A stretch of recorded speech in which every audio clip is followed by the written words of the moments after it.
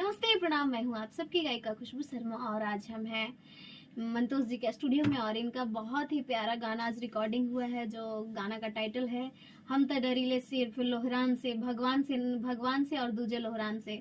बहुत ही प्यारा गाना है, बहुत ही बढ़िया कंपोजिंग किए हैं, शायद इन्होंने ही किए हैं।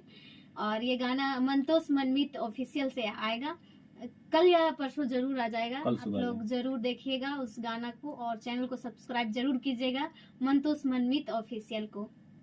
नमस्ते प्रणाम भैया, मंतोष मनमीत आज बता देवल चाहते रहो सबके कि कल सुबह 6 बजे गाना रिलीज होता, जौन गाना के नाम है हम तो डरीले खाली लोहरान से।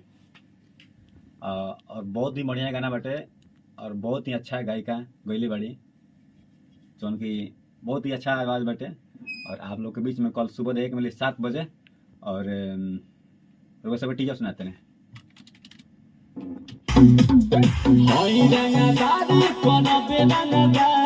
प्यार से तू मानो ना तो करो बरियारी। अरे का करबो ओए रंगदारी करो बेरंगदारी। प्यार से ना मन करो बे बरियारी। अरे हटा काहे खेलू अपन गुमान से। तो सुना अरे हमर